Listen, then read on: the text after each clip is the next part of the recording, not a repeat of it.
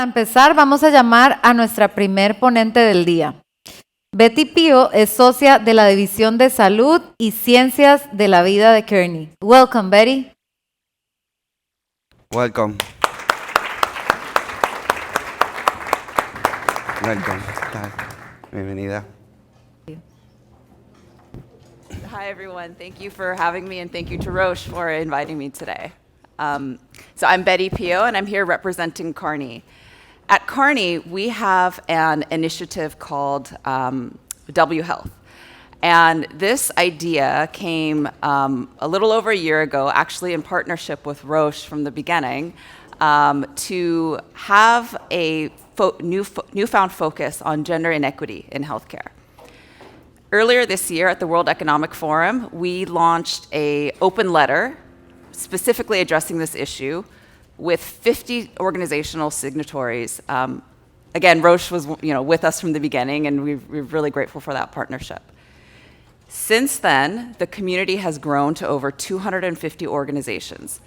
These organizations represent pharmaceutical companies, tech companies, providers, investors, NGOs, nonprofits, academic institutions, all who've come together with the objective of making a real change in women's healthcare. And our objective, we have about 3 core objectives. So the first is to have the largest global community of cross-sectional stakeholders to come together to make a difference in women's healthcare. The second objective is to facilitate non-traditional partnerships across the ecosystem to come up with creative solutions that maybe would be challenging to develop before. And the final objective, which is really what I'm here to talk about, is to make real change in women's healthcare, change that has objective and measurable outcomes so that we know what we're doing is working. So it's a really ambitious objective, and I'm here to talk about it in the context of cancer specifically to show just how complex and multi-layered the challenges are. Okay. So very simply though, women-centered cancer care is centered around 3 core principles. So the first principle is around informed decision-making. So ensuring that patients and their families feel empowered to make the decisions that they're making, feel confident in those decisions, and feel comfortable expressing their needs. The second principle is around evidence-based prevention. So tailoring preventative care along with screening and early detection to affect change in the beginning of that journey, right, when we can really have the biggest impact. And then the final principle is around the holistic care journey. So providing integrated, accessible, and affordable care. And I want to really emphasize integrated, because a woman's cancer journey is not just about killing a tumor, right? It's about caring for her whole of self. So I think the case for change is pretty clear. We heard a lot of really staggering statistics yesterday around the disparities in women's healthcare, and I'm about to throw some more at you here. So within cancer care, women are 34% more likely to experience severe side effects from treatment. And the reasons for that are complex and multi-layered, but it probably boils down to the fact that these drugs were not designed for women. Many of them were studied in male populations. In the US, 2.3 million women die prematurely every year from cancer, and over half of those deaths could have been prevented with some kind of preventative care. And I know yesterday we talked a lot about women's health as an investment and not a cost. But there is a very real cost associated with lacking that investment, where there's over $15 billion a year in higher costs per year for women's cancer care compared to men.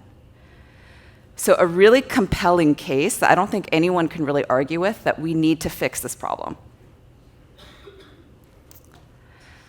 And when we think about the outcomes for a woman in her cancer care journey, there are so many factors that impact the outcome that go beyond just the biological. So yes, biologics are critically important, right? And also the gender-based biologics that determine the way that a female patient might be experiencing her journey. I think that is pretty clear.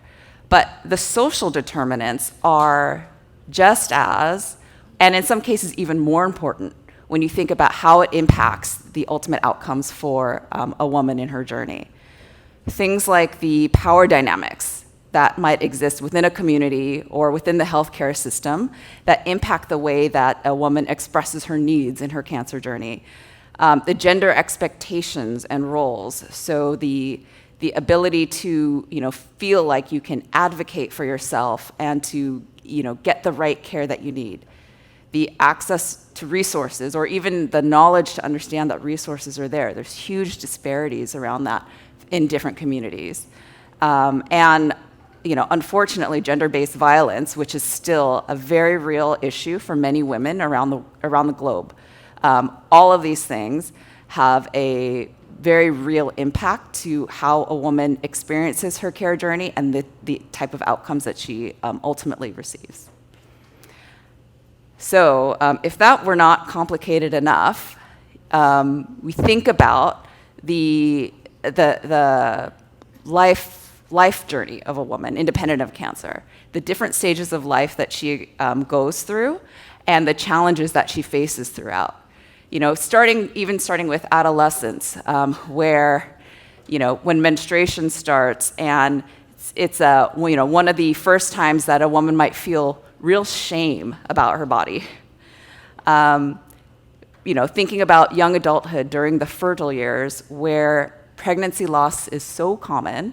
It's so common that so many women feel that they have to get on with their lives, go to work the next day, go to school the next day, pretend like nothing has ever happened, hiding the shame that she feels, again, about her body, and really trying to just bury that heartbreak and get on with her life. And then you think about midlife and beyond, where significant hormonal shifts happen in a woman's body, and kind of related to that, she has a significant higher rate of mortality from heart disease, higher rates of osteoporosis, higher rates of Alzheimer's disease, and amongst all the other different conditions that some were talked about yesterday as well, right? Multiple sclerosis, autoimmune disease, all of these things that are occurring within her life that is difficult enough, and then you layer on cancer on top of that, right? When you are twice as likely to have depression, how do you feel when you are diagnosed, when you get that first diagnosis of cervical cancer, and how motivated do you feel to go and get treatment and advocate for yourself, right? It's incredibly challenging. Later on in life, if you need to receive chemotherapy, oftentimes chemotherapy have a lot of really harsh side effects, particularly in the bone, right, in bone health. So if you're already at high risk of osteoporosis, you're considering your risk of fractures and breaks, and then you have to make a trade-off between should you receive this chemotherapy or not, and what could that mean for your bone health. I think it's a lot of things that you have to think about. That's a multi-layered and complex issue that goes beyond just the cancer. But then now focusing on that cancer journey specifically, there's still a pretty serious picture that's painted. I think when you think about early on in that journey, in the prevention stage, currently there's not a lot of incentives to do mass screening unless there are policies in place to kind of make it happen. A lot of times it's more expensive to screen large populations than it is to treat, a handful of women that ultimately get cancer. And so the trade-off decisions that a healthcare system might make are not necessarily in the best interest of their patient's health. When the early signs and symptoms start showing up, a lot of times it's very confusing.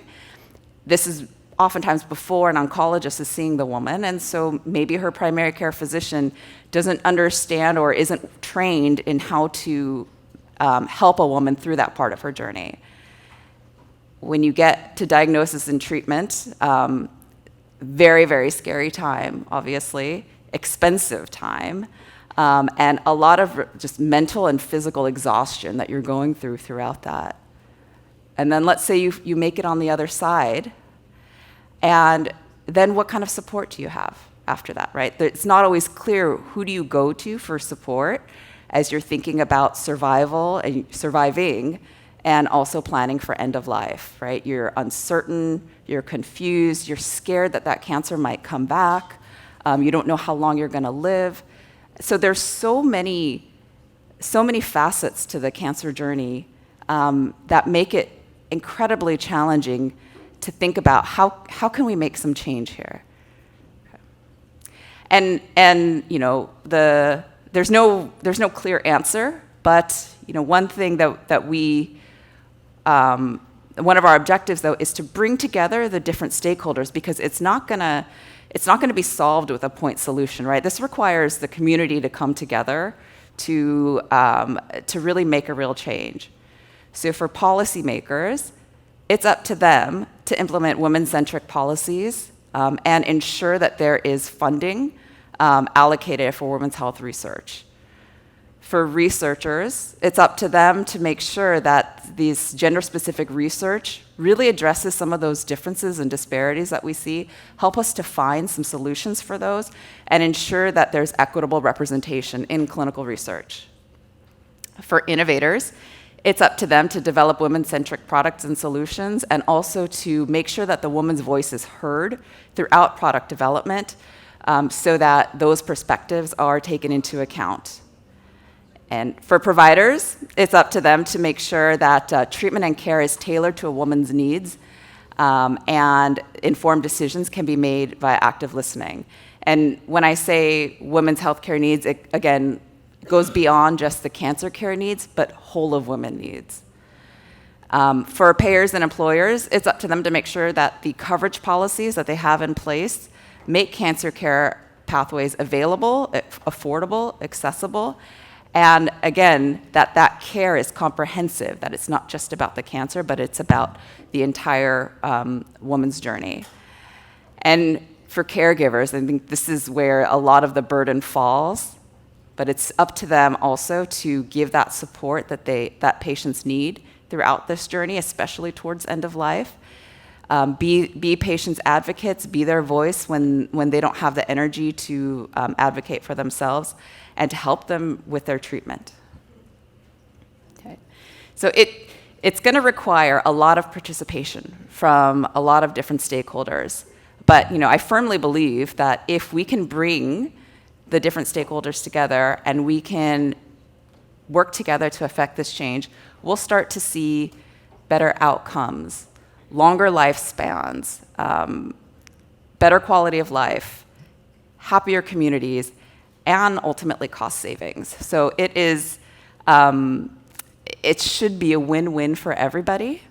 And I'm so happy to see us all here to talk about how we can make this change happen. Okay. Thank you.